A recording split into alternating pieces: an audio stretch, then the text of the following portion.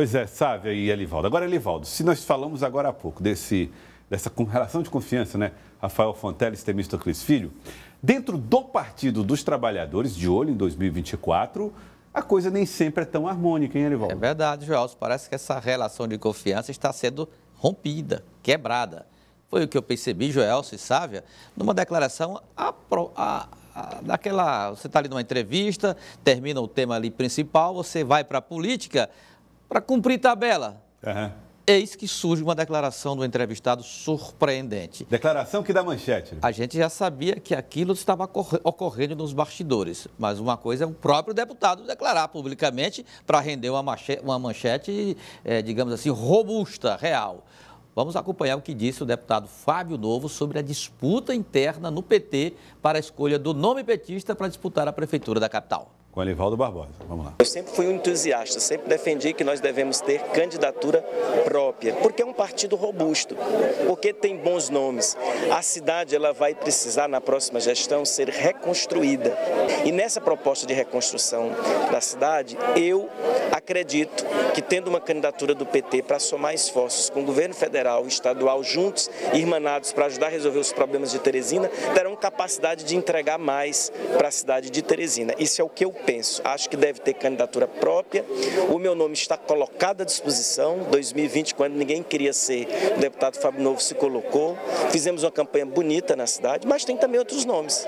Tem o deputado Franzé, tem o deputado Vinícius que se coloca à disposição. Eu vou trabalhar para que seja o meu. Você acha que essa disputa pode comprometer a unidade do partido? Da minha parte, não, desde que ela seja uma disputa honesta. Está sendo? Não está sendo. Como então, assim?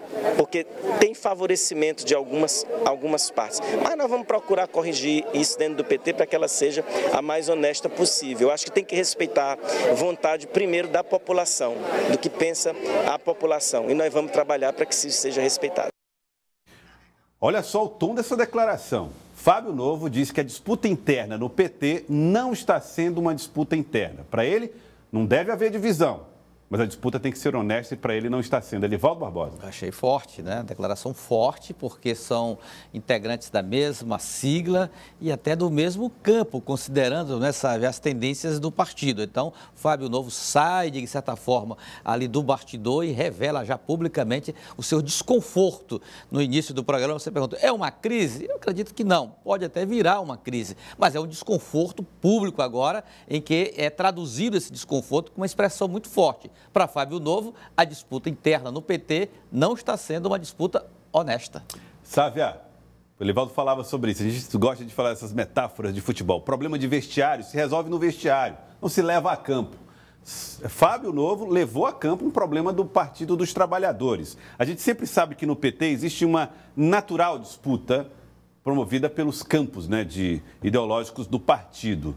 Mas não se costuma tratar o assunto como uma disputa desonesta, geralmente, sabe?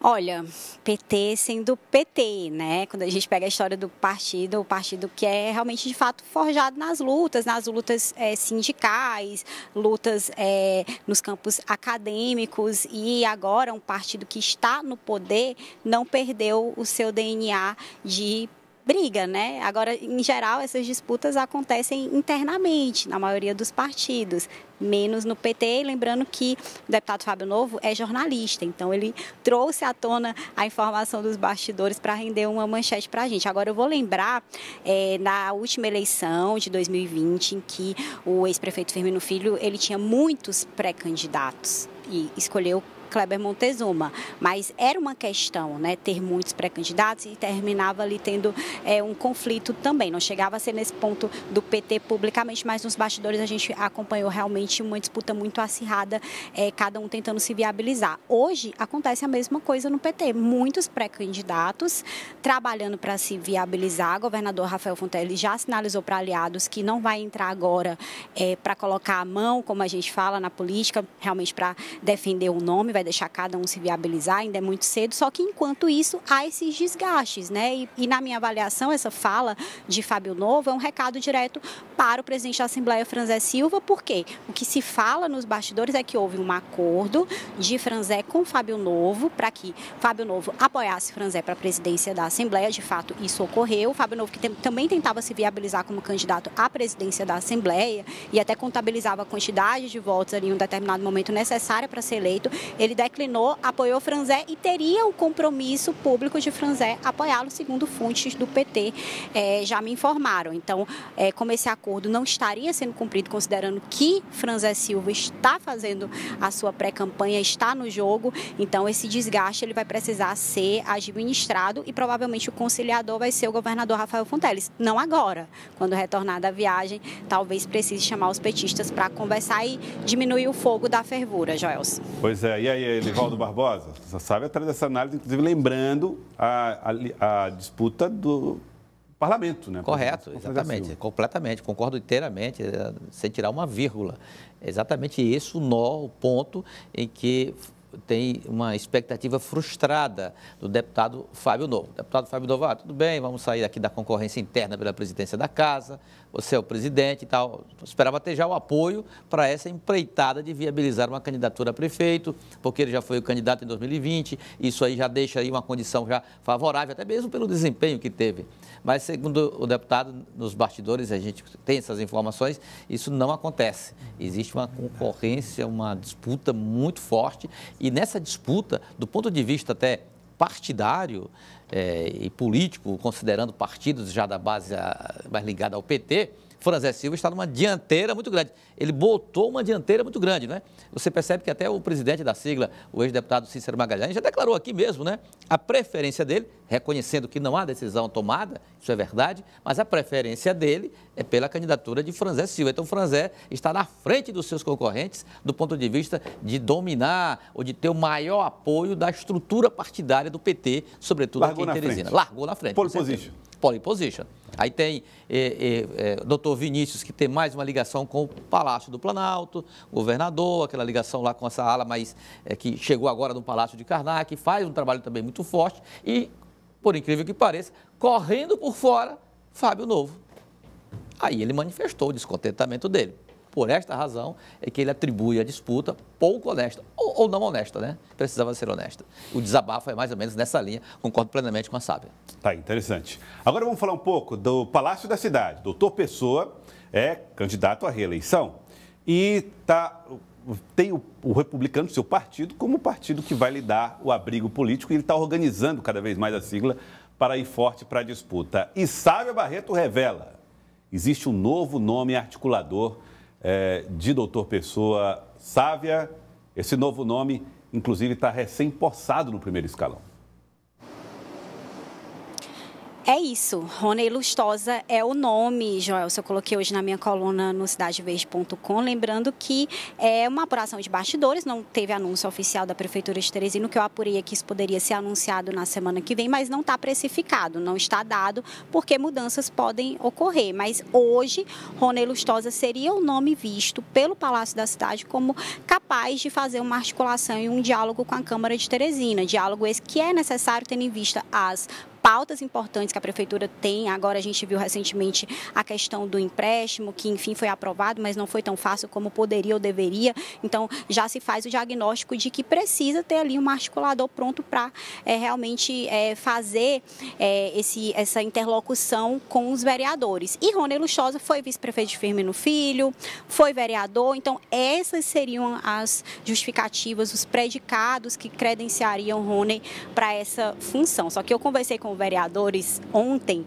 e já perguntei, olha, se Rony for anunciado, como os vereadores recebem? Conversei com 2 vereadores e eles ficaram meio reticentes, porque avaliam que Rony tem interlocução com os vereadores, mas vereadores do passado e não com eles que assim se colocam como a nova geração. Então já colocaram um defeito antes do início do anúncio. Agora, se é uma aposta do Palácio da Cidade, se o Palácio da realmente de colocar Rony para esses diálogos, é porque vê uma possibilidade real de ele contribuir, mais do que apenas como gestor da Prodaté. Então, Rony entra com a União Brasil e entra com o poder de conversar e de tentar desatar alguns nós que ainda persistem na relação com a Câmara, Joelson. Quero colocar outro elemento nessa conversa. Vamos lembrar, Rony Lustosa é do União Brasil que tem um nome que é o Silvio Mendes, que pleiteia a candidatura própria do partido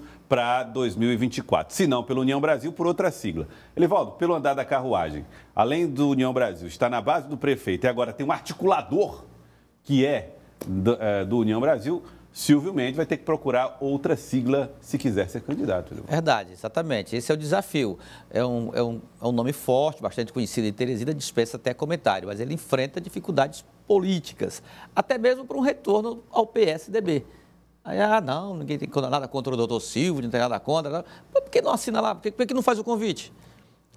Então, tem, de fato, eu não digo uma barreira para impedir o retorno. Edson Mello, presidente do partido, tem todo o interesse de estender o tapete azul com o amarelo do PSDB para o retorno. Mas há outros segmentos do partido que resistem a esse retorno. Agora, a favor de Silvio Mendes tem um nome posto, né, Luciano Nunes? Tem um nome posto, Luciano Nunes é o presidente da sigla. Não que Luciano seja contra o doutor Silvio, eles são aliados e tal. Mas tem uma estratégia já definida com quem já está no partido. Agora, a favor de Silvio Mendes tem o potencial de uma candidatura competitiva, né? Ninguém pode negar isso. Agora, para onde ele vai? No União Brasil, já está com o doutor Pessoa lá no Palácio da Cidade. Vai para o Progressistas? Pode ser uma opção. Mas lá já tem Bárbara do Firmino, deputada estadual, nome também para compor uma chapa, para fazer uma composição. Há interesse, inclusive, Joelce Sávia, de se buscar uma sigla alternativa para doutor Silvio, para pavimentar essa candidatura. Não sendo possível o PSDB ou Progressistas, por alguma questão política ou estratégica, mas já se trabalha uma sigla dessas que ficam aí à disposição, transitando, tá? Uma sigla pequena para servir de suporte ou de filiação para uma eventual candidatura. Como foi a União Brasil para a candidatura dele ao governo do Estado, né? Não foi pelo PSDB, não foi pelo Progressista, e vai por onde? Por onde? União Brasil, tá aí. Então isso pode acontecer também com uma sigla alternativa para Silvio Mendes disputar a Prefeitura de Teresina no próximo ano. Caberá a Ciro Nogueira essa articulação, Sávia, na sua avaliação? É o grande nome da oposição no Piauí. Então, assim, todo mundo termina querendo ouvir e saber e tentar entender os passos do senador Ciro Nogueira nessa composição. Se de fato o Progressistas vai dar a estrutura necessária para Bárbara do Firmino ser a candidata, se Silvio Mendes poderia, por exemplo, compor como vice, que é algo também cobiçado, principalmente no contexto que a gente tem várias candidaturas de nomes jovens, né? A gente tem a própria Bárbara, a gente tem Enzo Samuel, que é um pré-candidato também colocado, a gente tem o deputado federal Marcos Aurélio Sampaio. Então, vices experientes terminam somando e contribuindo muito. Então, é uma possibilidade também. Agora, hoje, nos cenários que estão postos e todo mundo faz pesquisa ou diz que tem pesquisa, os nomes que figuram muito bem, entre eles a gente sabe que é sempre citado o ex-prefeito, até pelo recall, pela memória que o eleitor tem da última eleição. Ele disputou o governo do Estado, teve uma votação expressiva, ganhou, inclusive em Teresina, não foi com a margem esperada, mas levou em Teresina na capital. Então, tudo isso conta ponto, isso é capital político, isso pesa. E é interessante essa pontuação do Elivaldo, porque mostra que é um nome importante, mas que não está tendo partido, não está tendo vez. E sem partido, sem grupo, não se disputa. Sávia, para a gente ir encerrando o nosso tempo real, aprovado pelo presidente Lula o arcabouço fiscal apresentado pelo ministro Haddad. Agora começa uma nova batalha, novos debates, novas discussões no Congresso para a aprovação desse arcabouço, que faz referências a controle das contas a partir do crescimento da receita. Um novo modelo depois da história do teto de gastos, trazida por Michel Temer. Exatamente, Joelson. E esse novo arcabouço fiscal apresentado ontem, ele terminou até eclipsando a vinda do ex-presidente Jair Bolsonaro. De fato, houve uma preparação de terreno muito grande. O ministro da Fazenda, Haddad, que durante aí o início do governo foi visto muitas vezes como perdendo batalhas internas, perdendo batalhas para o próprio PT, recebendo críticas, fogo amigo, ele conseguiu uma vitória, que foi uma recepção positiva do mercado, recepção positiva do Senado, da Câmara. Não que seja fácil aprovar um novo arcabouço fiscal, mas é um projeto de lei complementar, precisa da maioria dos presentes no plenário mais um voto. Então, é possível, não é tão difícil como um projeto de emenda constitucional, é um pouco menos complicado. Agora, é o projeto possível, né? Porque tem que agradar Roberto Campos Neto, presidente do Banco Central, tem que agradar a presidente do PT, Gleisi Hoffmann. Então, foi o que deu para agradar esses dois lados, né? Tem várias questões sobre, por exemplo,